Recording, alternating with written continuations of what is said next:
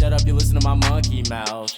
There's a companion when you got pun on the canoa route.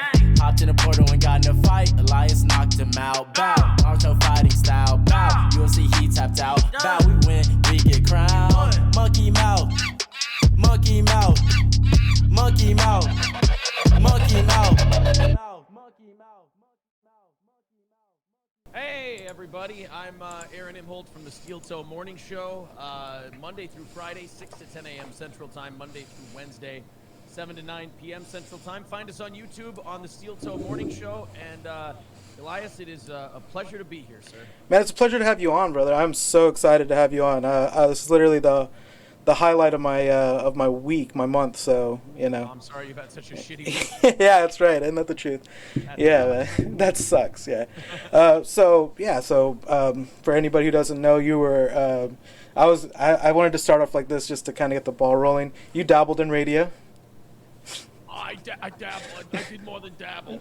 I was a I started off as an afternoon host in a town called Litchfield, Minnesota.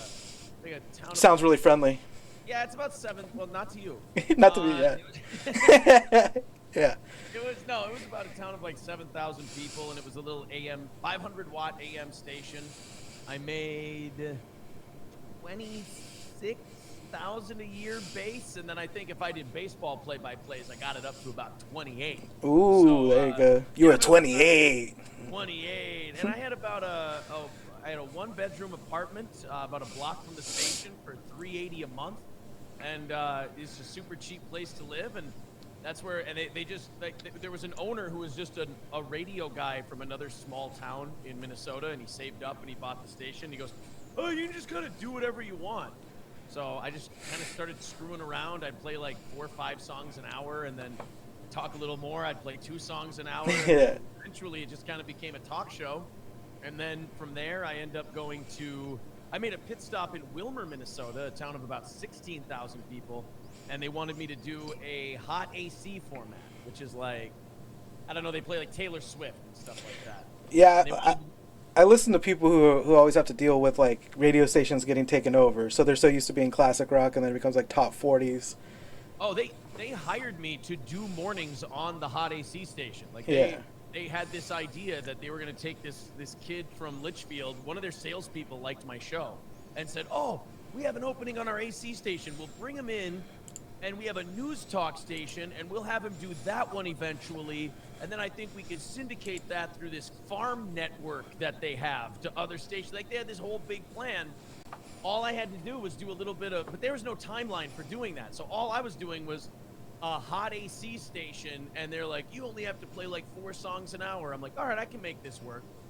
But the amount of stuff I wasn't allowed to talk about or joke about, and the things I wasn't allowed to say because you'd offend the farm soccer moms in Wilmer, Minnesota, the owner and I was there a month, and the owner and I are just having screaming matches in his office.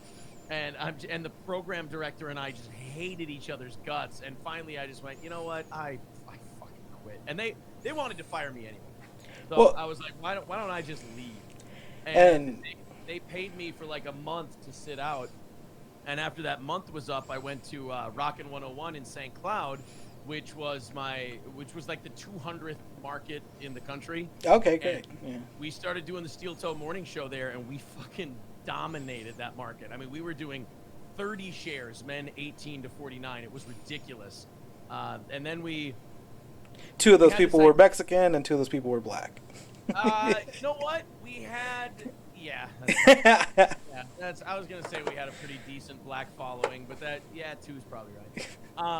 But we had this idea that we should be syndicated, and our boss told us, well, every time we hit number 1 in another demographic, he'd say, well, you have to hit number 1 overall. Well, then we hit number 1 overall, and they weren't doing anything. They weren't syndicating us, and we were really frustrated because in radio, like, if you're not growing, you're just kind of stagnant. Yeah. Now you're just getting up doing the same thing every day.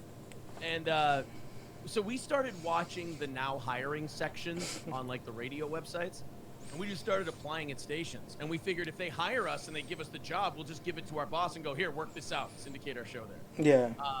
One of them was a station in Iowa, Des Moines, Iowa. And we were like, oh, they're a rock station. They have shit for ratings. We'd be perfect. and they gave it to somebody else. So on our show, we decided we're going to go listen to this show, see what they picked over us. And it was dog shit. It was a guy and a girl, and they were just doing that radio show that every market has with the guy and the girl talking about nonsense and then playing a bunch of old music. Yeah, I don't particularly know if it's like Clearwater or whoever decides that it's got to be, it's got to be that way. But it just seems that down here in Texas, I think it's Clearwater. Yeah, it was Saga Communications, I think was the name of it. And they couldn't even afford to buy the radio ratings. Like, if you look up their station, they're not rated because they don't pay for the ratings. So we started making fun of the female co-host and just obliterated her. And we've done this to many other shows, many other stations. We'd gotten cease and desist before. I've got them hanging up on my wall. I'm very proud of them. And we would just beat the shit out of these stations. Well, this one happened to have a friend in radio in Seattle that had a big TikTok following. And she cut up like 6 minutes of our very hilarious shitting on this woman. But she cut out all like the ha-has and the we're kiddings and the context and just made it sound like the most horrific, misogynist rant you've ever heard. And our station, in their brilliance, decided to delete every hint of that episode's existence, so we couldn't take the full thing. Yeah, so you had no recourse. You had no like. Had no context. Yeah, context. Yeah. They suspended us for like a Thursday, Friday, and then they said you can come back on Monday. And this was about 2 years ago. They said you can come back if you give us all your social media stuff. If we were doing Twitch at the time, because radio pays you no money. I was doing sales to make ends meet, and then I had a Twitch channel that we would simulcast the show on, and I would spread the money between myself and my co-hosts. And he said, you have to give us the Twitch channel. And I said, well, fuck that. If I do that, I can't make ends meet. My budget doesn't break even if I do that. So our audience had always said radio is restrictive. If you go to the internet, we'll support you. We'll throw money at it, whatever. And because that was the only thing stopping me from going podcast, was like, I can't make a living doing that. Well, then we decided now it's time. We've got to make the leap. And for the last 2 years, we've been doing the show first on Twitch, and then since April of this year on YouTube, which has been way better. And the audience has stepped up big time. So for 2 years, we've been able to do this for a living. Just bringing our old radio audience with us, and then as we grow, it gets a little bit easier. Yeah, so it's funny that you notice the pops. Like, I mean, it seems like April's probably the most popular person on there, with second coming in. I'm bad with their names, but Johnny's probably Johnny's probably second. I would say that's correct. Yeah, it just I don't know. It's just maybe because y'all guys just have a better rapport with each other. But Johnny seems to do pretty well. Johnny's a working comedian, so his timing is very good. He's also incredibly self-deprecating. Like, he's battling through MS. Yeah. He's got a very dark sense of humor about that. So, and he's got his club. He's got his MS club. He's got his cane that he uses to help him walk. But he's no. He was talking about being in a group. Remember, he's got his MS group. Yeah, he's got a support group. It's really just a place to eat good food, or what he said. Yeah, which is great, And then we're actually not too far from the guy he actually lives in Austin. We're about maybe a 30-45 minute drive from where he is, because he's really? He's from he just moved to like Austin. He just moved to Austin, so we're not too far out from him. And we're I actually spent a lot of time in Texas when I was a kid. I have an aunt and uncle they were in Katy for a while, then they were in Bandera. Now I don't know where the hell. Oh, man. Yeah, we're in a small podunk town right outside of Austin. Oh. And Samsung just came in, so it's like money is just pouring into, like, houses are, like, they went from relatively cheap to, like, millions of dollars now. Holy shit. Yeah, Texas is one of those places where they tell you, like, oh, yeah, it's not a far drive from there. And like, for Texas, not a far drive, it's an hour and a half. Oh, yeah, man. It's ridiculous. To get everywhere. It's like, hey, you want to go to the mall? Yeah, it's an hour drive. You're like, Jesus Christ, you guys. The toll road made everything so much closer. It's ridiculous. I mean, it would be a trek. When we really lived out in the sticks, it was like a 35-40 minute drive just to get into town to go to like Walmart or HEB. Yeah. Yeah. So y'all guys, you've been kind of getting in touch with the old crew from, like, Anthony's crowd, and you've been kind of talking to those guys, and you got to do the got to do an interview with Chrissy Mayer, which was really cool. And Yeah. No, the Compound people have been really, really welcoming to our show.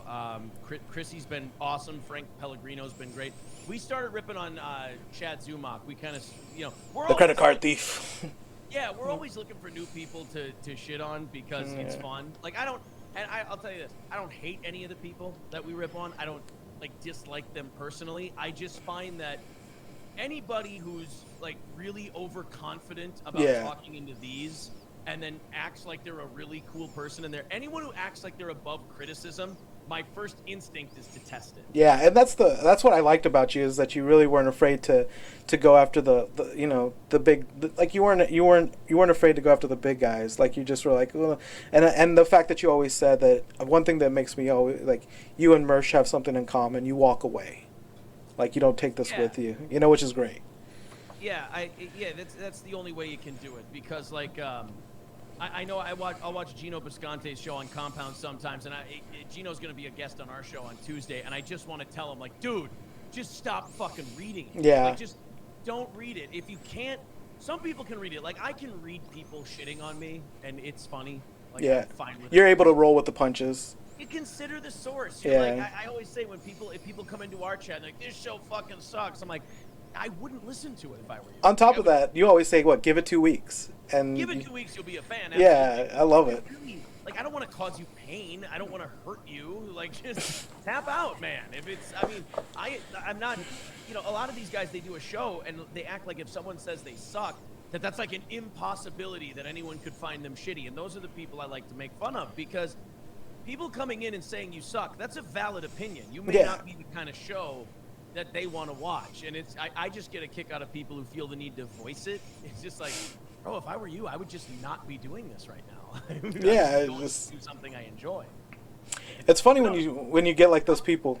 But the Compound people, to answer the question you actually asked me, sorry. You're good.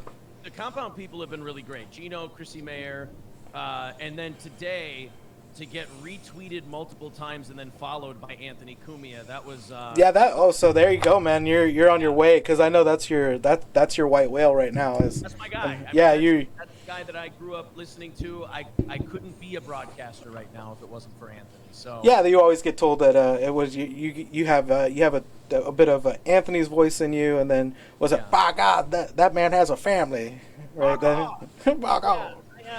I can't help it. If people do notice that, if they say, oh, this guy does this like Anthony, it's just because I've watched and listened to him for so long. Yeah. You pick things up. Like, I know when I was doing more stand-up than I do now, I had a hard time watching other stand-ups because I would start behaving like them on stage. Like, I had to stop watching Bill Burr and Louis C.K. for a while, my two favorite stand-ups, because I would start talking like them and leaning on the mic stand like Bill Burr, or moving my hands flamboyantly like Louis C.K. Yeah, I know they say Dave Attell has that touch where, like, if you get around Dave Attell, you start having his mannerisms real bad.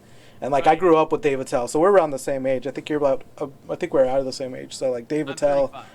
You're 35. So yeah, I'm 35 as well. So yeah. It's Dave Chappelle.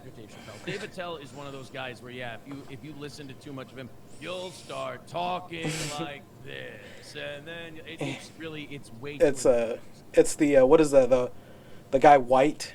I imagine he was probably Ron White. Yeah, Ron White.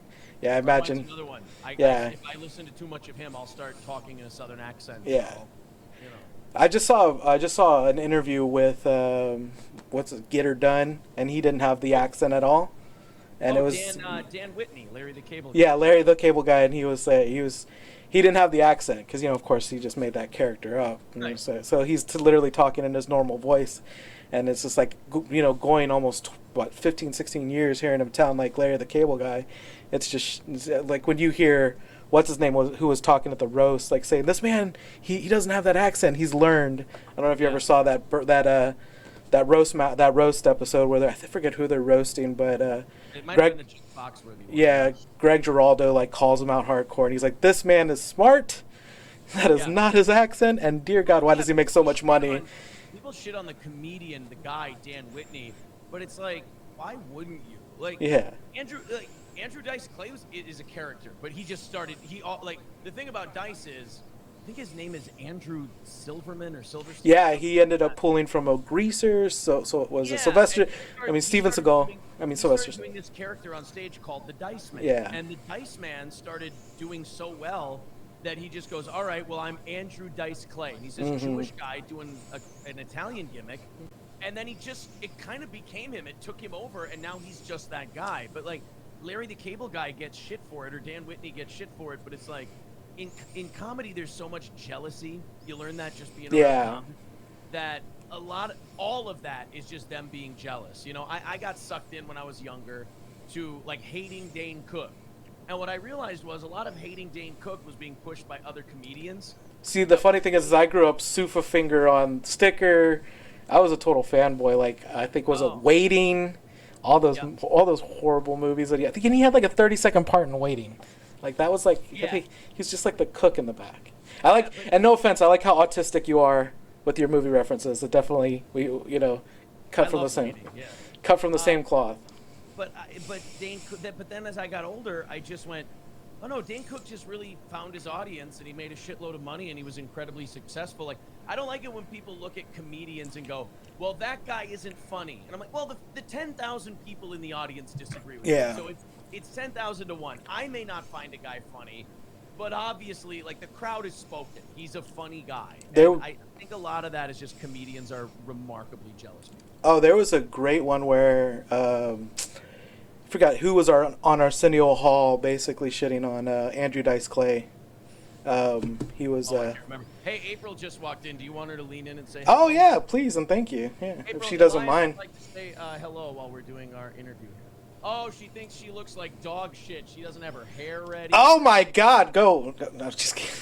How's it going? It's going great. It was a pleasure meeting you. Thank you so much.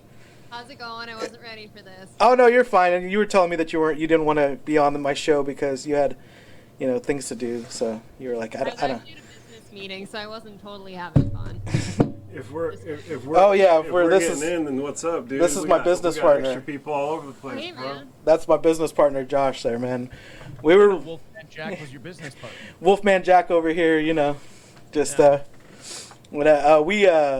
We were actually filming out of like a small tin studio in Hutto, and then it got knocked down by a tornado. So then I filmed out of my restroom for like a month, and he filmed out of his room for like a month, and then we found this great studio in my town, and we've been here ever since.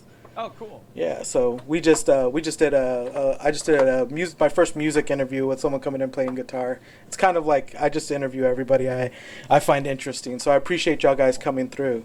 That's no awesome, problem. you guys. I literally told everybody, I was like, I wouldn't shut up about like, oh my God, I got Aaron on, and they're like, okay, like who's Aaron? And I'm like, well, you don't get it. You don't get it. Go away. Yeah, we're not there yet. We'll get there. A few more Anthony Cumia retweets. And maybe some Anthony Cumia. You took down Stuttering John Melendez. We took down Stuttering John Melendez. I mean, we're kind of the opening act to that. You got Carl and Shuley, but I think we're definitely in third place on that one. I think the one we lead on, there's two things we lead on, I think, and that's Zumak and Opie. Oh yeah, Opie, man, y'all guys just take the piss out of him every day. I mean, it's not every day, but I love how y'all guys do it in such good doses. You make sure that you're doing it at the tail end of it, where we're gonna get a little, if we contribute enough, we get to get a little taste of. We always say that. We always say like if the audience is generous enough when we do overtime, that'll be our dessert. Like shitting on somebody, making fun of somebody, that's the dessert. We'll do overtime. Like for the first 4 hours, we'll do the stuff that appeals to a wide group of people, talking about news and pop culture and shit like that. But yeah, for the last 30 minutes, it's like, all right, what do we want to do? And also like the things you can put out as clips on YouTube that'll give people a good taste of you, and then maybe have them come. We also appreciate you letting April talk and have a personality, unlike some diaper wearing nitwits that we won't speak of. Those people. Yes, I do appreciate this. I'm going to go get the rest of my work done, but thanks for letting me stop by and say hey real quick. I appreciate you coming on. Thank you so much. Thank you for letting me have a little bit of spare time with y'all guys, and we appreciate you coming through. And anytime. All right. Great. Awesome. Men are talking. Right. God, so much. Yeah, you gotta. They think they own the place. Jesus. She could have put on her face and then tried a little, Yeah, but I mean, it's unprofessional, but she's in training. so yeah, so that's one thing that you're really good at, letting people talk, like letting people just letting that roll right off your back with them just saying some of the stuff. She's really good about it too. She basically lets it. Just lets it roll off, off a duck's butt. Like it's just so great. It's why I'm glad I never really pursued stand-up comedy harder, because comedians are really bad at that. Like they're really bad at not taking wins and focusing on losses. Like they'll pick out one person who's not laughing and it'll F up their entire night. Like for me, like the reason I can take stuff on Twitter or like Reddit especially I have an easy time with. I actually like going and reading negative things on Reddit because you go on Reddit and you're like, this place is a cesspool. And I'm not convinced that everybody who writes shitty things about you on Reddit even thinks you suck. I think they kind of want you to read it. It's an Xbox. It's a 2006 Xbox lobby. Yeah, like I read Reddit and I laugh all the time because I just go into it going, nobody's gonna like this. Even if they like it, they're not gonna say they like it. And like the dabblers, like the Stuttering John people, they love our show. But you post one of our clips on that page and 75% of the comments, this guy fucking sucks, he's terrible, this and that. So I don't know. Like for me, it's like Twitter, our chat, comments, stuff like that. It's like at least a 10-to-1 ratio, positive to negative. So why would you focus on the negative one? You know, it's like the tribe is spoken. You're fine. You're good. You know, don't worry so much about the negative one. Yeah. So when you were getting your crew together, did you already have these guys kind of like picked out? Were they already on the show previously? Yeah, they came from radio. Yeah, I brought all my guys with me to radio. Basically, when we started, we took a lot of our radio advertisers with us. We were doing a lot of reads because people still saw that, you know, we had this big local following around here. So these local businesses we had stuck around. So I was able to pay these guys to come with. But those guys have been great as, you know, the advertisers naturally dwindled down because as we grew outward. Yeah. So you said that you were having trouble keeping the local guys because you weren't. Yeah, and I understand that completely. And, you know, that means that, like, the guys that we brought with us, the compensation they were getting, which was incredible, that had to come back down to earth a little. Yeah. We had to adjust. We all of us, you know, in this, you know, being the owner of the business, you take the first haircut. Yeah, of course, yeah. But like those guys have been really good. We kind of adjusted. When we came to YouTube, we kind of adjusted back to what our size was. And now we're growing out of that, and that's just a really cool thing. So, I mean, you took 40... Yeah, everyone except April came from radio. That was kind of fun for me because I got to train April to be like my robo co-host. Like, yeah. I got to design it like Super Co-host 3000. Yeah. Like if we'd meet after the show and I'd be like, here's what I love that you did. Here's what I don't want you to do. Like I got to basically, as the host of the show, I got to have someone who I could go. She's just going like this. Yeah. Like you've never done this before. So let me train you. You know, yeah. You know, it's like having standards at a restaurant. I'm like, let me train you in how I want things done.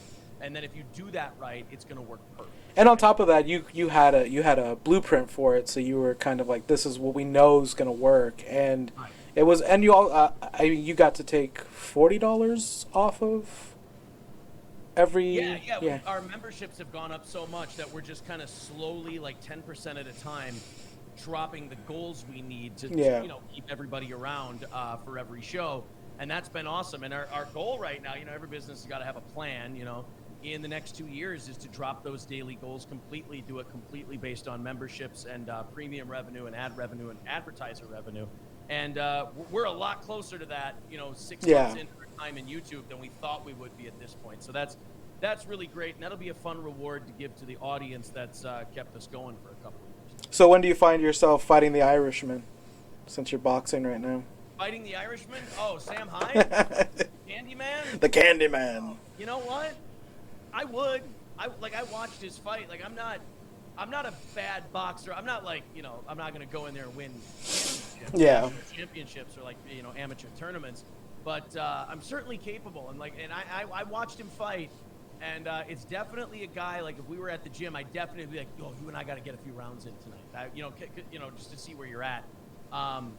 watching his wind at the end of those 3 rounds. And by the way, before I get too far with this, people think I'm talking shit. I love Sam Hyde. He's one of my favorite guys. He's so awesome.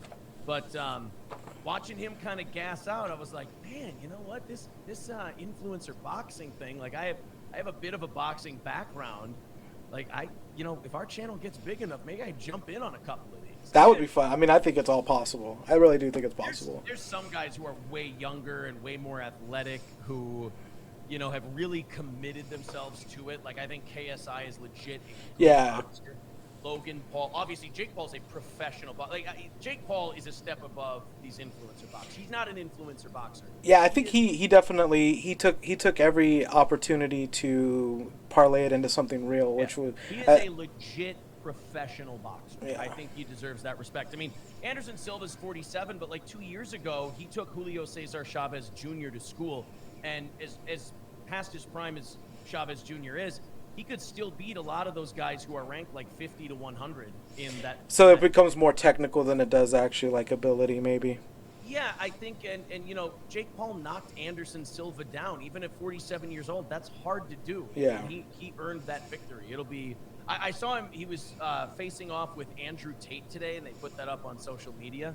I would. You can take my money for that fight. I would definitely. I mean, I've had such a like. I was talking about Andrew Tate, like right when he was coming on, about like kind of his just ridiculous nature, and I feel like everybody took him just like I think I was kind of with you on that, and also my co-host was like he's a comedian. I think he just took this like bombastic personality and amped it to 11, and he also knew how to utilize all of these like try hard kids to share his stuff. He's a pro wrestling heel, and Yeah. like the people who follow along, I'm sure the people who follow along with what he's saying is like, I love Andrew Tate. I'm sure if you even got him in private, he'd be like, holy shit, really? Yeah. You really are buying this shit I'm throwing at you? All right, fine. But yeah, he's got like I don't know, when they banned him from everything, I'm like, this guy's got his place. Whatever. You take these people so seriously, and you're worried. You're sitting there going, oh man, we gotta worry. What about what our kids are watching? And I'm like, wait, look. The same people who wanted Andrew Tate banned from all these platforms would advocate for chopping off kids' genitals if it got to that point. So please spare me the whole I care about the influences of our children thing. I don't buy it. It was them projecting their offendedness of Andrew Tate onto children, and I think that was kind of. I think if I think there was a conversation going on. Oh, and by the way, I can't get the name Cambodian River Pig out of my head. By the way, I don't know where he's been. Yeah, shout out to Cambodian River Pig wherever he is. Like I can't see. I don't know if the River Pig's been posting lately. Yeah. But, I haven't seen him on our show in a while. Oh, that's pretty. Hopefully he comes back. Hopefully everything's good. Oh, but yeah, you definitely got some interesting handles in there. Yeah. Did you ever find out if that one guy passed away, or was that just like a big? I don't believe Jake Hudson is dead. Yeah. Okay. Yeah, River Pig's only posted one thing in the last 2 weeks. Oh wow. Yeah, so. I guess we all got lives outside of the internet. We can't all sit and talk shit for hours a day. Yeah, this is literally my side job. I work at Walmart. So. Dude, if we didn't have a radio show before this to like have an audience base that we could keep ourselves going on, we wouldn't have been able to do this. Yeah. And to me, like I'm just one of those guys. Like the kind of show I do, if I can't do a show full time, I'm probably not doing a show. Yeah, you were the first one to say that this is your happy place, man. Yeah, and not only that, but it's also like whatever. If I ever had to do something other than this, I would throw myself into that the way I throw myself into this. Yeah. I really wouldn't be able to leave time for this. So yeah. I commend people who are able to do something and this, because I don't know if I'd be disciplined enough to. It's not easy, man. Like I gotta be up at 4 a.m. to go work produce, But I'm here because I got you on, and I'm in my happy place, and this is where if there's any other place that I would rather. I mean, if there's any place I'd be it's right here where we're at now, talking to you. So, But also, and I wanted to say, make sure you send a care package, a muffin basket to Bubba the Love Sponge for making you who you are. We can all appreciate that. Bubba, I was surprised as anyone to hear that Bubba the Love Sponge apparently made me. Yeah. That was really interesting. He and poor Alex Stein. I don't think Alex Stein knew mics were on when he was shitting on. That was my next run too. Yeah. Yeah, Alex is, look, man, Alex is a guy who's wanted to be famous for a long time, and I would say this. Enjoy it while it lasts, because He's actually a local boy too. I think he's coming from Houston, so yeah, he's the kind of thing he does is, no offense, it's short money. I think a lot of those guys who were doing that stuff in 2016, like Milo Yiannopoulos and people like that, like they found out that's short money. You're making your whole gimmick based on this thing that's going on right now, and you're just gonna try and yell and scream into it. It's like, I don't know. I just. Good, best of luck to. I like Alex. I know he doesn't. We criticized him once, and the fact that he's even heard of us is wild to me, and the fact that he's hanging on to the one negative thing we said about him 6 months ago. Yeah. I think that says a lot about someone when that's the way they think. But like Bubba the Love Sponge saying, "We made the steel toe guy." Here's what happened. Bubba was talking about us when we got fired from radio. We got wind that he was talking about us when we were doing our show. So Bubba was using our show for show prep, for material. And so we got in touch with his producer. We said, hey, heard you shouted us out or whatever. That's really cool. Thank you guys very much. And his producer said, would you like to do Bubba's podcast with him?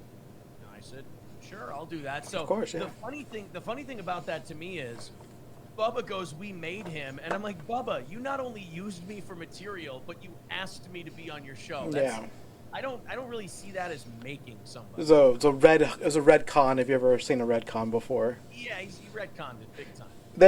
I'd have to say your pop came from, if anything, I think you got a substantial pop from Daywave, right? Or was it? Daywave was a big one when we. Yeah, that was a big pop, right? I mean. Yeah, Daywave was a big one. Royce was. He started out making fun of us, and then we just let him call into our show, and then it was cool, and it was a lot of fun.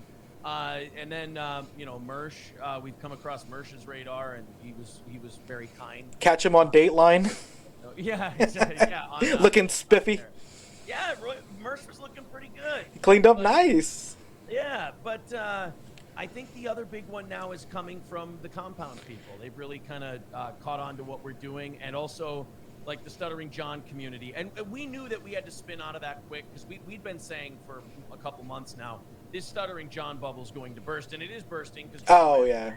And we said we need to find other people, and we found Tony Michaels, Chad Zumach, Opie, and I don't see anyone as like the Brendan Schaub shitting on King. To me, Brendan's community. Yeah. Brendan's like a free space in bingo. Like nobody can claim they're the Brendan Schaub coverers. We all just love watching Brendan. And again, I don't hate any of these guys. I don't dislike any of these guys.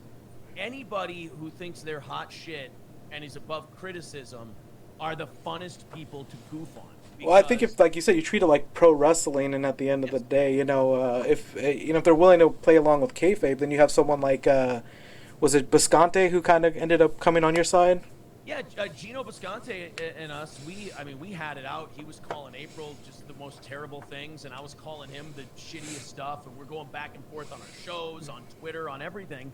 And then the Content House happened, and Frank Pellegrino and Chrissy Mayer and April and I had been talking, and we had kind of become friends as much as you can on the internet. And Frank I said, yeah, the only person I've had a beef with at Compound is Gino. And he goes, well, why don't you call in sometime? And, Gino's actually a nice guy, and he's pretty fun to hang out with and whatever. And I think you two would get along. So you can see I don't like your show at all, because I know nothing about it. I don't know any. I'm just a fair weather fan over here. Yeah. So they said, well, call into the Content House. And they gave us the link, and we StreamYard into the Content House, and we talked with Gino, and we buried the hatchet quickly, and then we had like an hour and a half of fun on that show. And then since then, I've just, probably, I would say every other day, Gino and I like text each other, and he's coming on next Tuesday, and he's just, he's a... I was definitely a fan of... Strong regarding criticism, but he's a nice enough guy. I was definitely a fan of Alex Stein, and because I came from like the listening to him on, ROTC and stuff like that. But him just kind of like crapping on the Anthony guys was just a little sad to hear. But I mean, I think he, like you said, he's a chameleon. He'll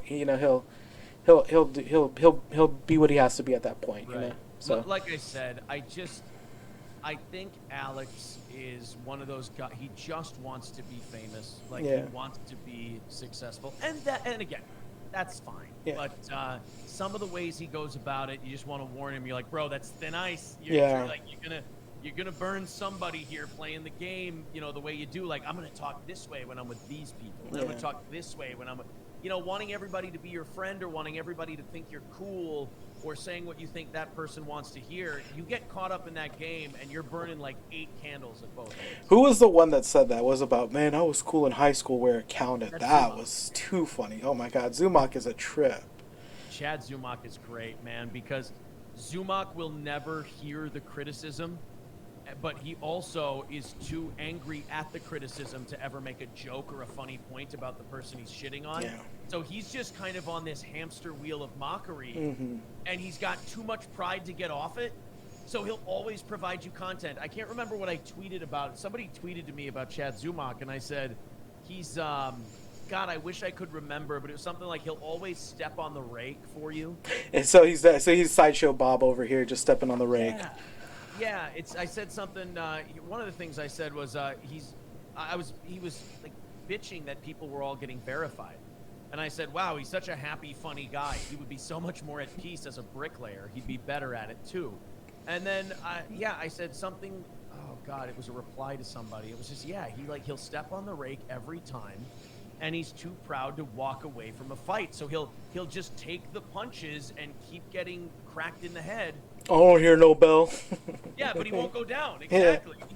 He's the Black Knight in Monty Python and the Holy Grail. Like it doesn't matter how many appendages you cut off him, he'll keep wanting to fight, and that's a lot of fun. Well, man, it's been right at 35. I know you gotta recoup from getting punched on the head, and you also gotta be up in the morning to do a 4-hour show. I was sparring with some of the newer guys tonight, so I didn't get hit in the head a lot. I was only basically when you're with the new guys, you basically just get to use the left. That's it. Okay. I was kind of just jabbing the new guys while they threw 2 hands at me, and the new guys don't really hit you in the head as much. So They're nicer. I won't have to take any. There's some sparring sessions we'll all walk away and my nose is cracked open and I look like shit, but not tonight. Tonight was a good. I appreciate you not messing up the money face. The good, the messing up the whole. So. Yeah, just got to get to bed to do a show in the morning, and then it's the weekend. Yeah, man. Well, thank you so much for coming through, man. This for me is definitely, it feels good, man. I think we got on pretty good. I think it was a little bit smoother than it was with was it Sheely? And who was that? Shuli? Bob Levy. That was a little bit smoother than Levy, so I'll take that as a positive. Levy was great once he got on. Yeah. Levy was amazing. Your interviews are spectacular, and I appreciate everything you do, man. Thank you so much for coming through for me, Mr. Aaron. Aaron, give me your name one more time, and go ahead and you shouldn't have to come in, but April, all the guys. Yeah, Steel Toe Morning Show on YouTube, easy to find. Monday through Friday, we stream live 6 to 10 a.m. We put clips out every day. We do an evening show Monday through Wednesday, 7 to 9 p.m. All of that Central Time. Of course, I'm Aaron. We've got co-hosts April, Johnny, Corey, and Oz. It's a great show. Check it out. And if you hate it, don't let me know. Just stop watching. Well, Aaron, thank you so much, man. I appreciate everything you do, man. All right. Thank you, buddy. All right. Later.